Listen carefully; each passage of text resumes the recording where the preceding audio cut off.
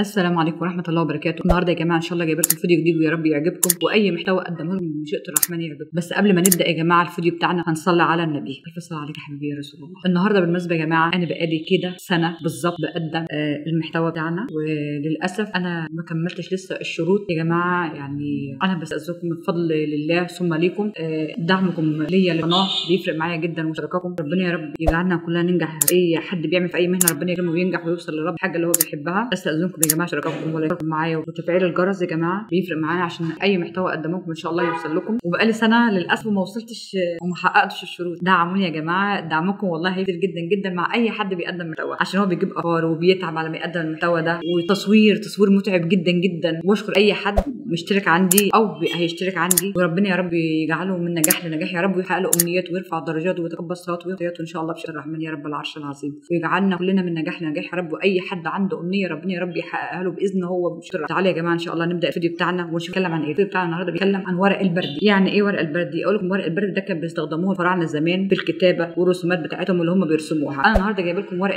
البردي دي عندي من بدري جدا، بقى لها يجي 20 سنه، وعلى ذلك درجه الالوان بتاعتها ما اتغيرتش. انا اقرب لكم الصوره دي الكتابه الفرعونيه بتاعتهم اللي هم بيكتبوها، بص كده، ودي الرسومات بتاعت الرسومات هي درجه الالوان ما اتغيرتش. عدى عليها 20 سنه ودرجه الالوان بتاعتها ما اتغيرتش. دي لها الوان طبعا معينه بيرسموا بيها. على كل اللي رسم الورقه دي فنان بجد، درجه الالوان عاليه جدا جدا، ودرجه اللي هي بقى لها 20 سنه وما رسمين عليها. هي اتبهدلت شويه واتقطعت، بس على ذلك برده محتفظه بدرجه الالوان بتاعتها. الورق البردي ده عشان تجيبه بتروح تجيبه منين بقى؟ بيكون مثلا من البازارات اللي هي في الهرم او في نزله السمان. طبعا مش اي حد بيشتريها، اللي بيشتري الحاجات ديت اللي هو مهتم بالعصر الفرعوني الجميل طبعا، عشان هو ده يعني من العصور الجميله جدا جدا. العصر الفرعوني احنا كلنا بنهتز بيه ماشي، وبيجي لنا بيجي من بلاد العالم يتفرجوا على الحاجات الاثريه اللي عندنا في مصر. مصر جميله جدا يا رب يحفظها يا رب، يا رب يحفظها يا رب، بيحقق الايام من درجه يا رب.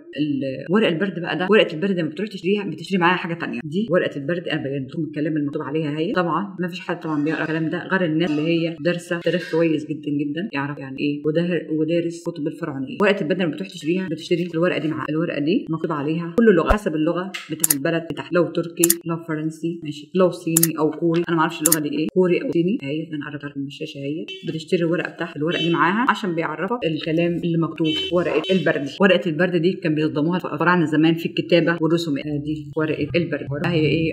هي متبهدله مش متقطعه، متبهدله ابو كده. ادي الالوانات بتاعتها ما اتغيرش فيها اي حاجه. ورق البرد، ورق البرد ده يعتبر من اغلى الورق. ده ورقه عاديه بتبقى مع ورقه البرد. دي من الحاجات الجميله جدا. بتروح تجيبها من البازارات. في حاجه ثانيه تخش البازارات بتاع الهرم، في حاجات كتير جدا بتتكلم عن الفراعنه وعظمه الفراعنه كانت ايه وشغلهم ودماغهم كان ما شاء الله، يعني لدرجه الالوانات اللي مطلعينها درجه الوان عاليه جدا جدا. اما اتكلمنا على ورقه البردي قلت اجيب ايه، نزلت بقى الحسين قلت اجيب لكم ايه مع ورقه البردي، اوريكم الحاجات الفرعونيه الجميله. الحاجات الفرعونيه بتمشي على ورق البردي بس. يعني بص كده، دي حاجه ده كده برده، دي حاجه نحاس، دي برده مرسومه عليها تمثال فرعوني ماشي.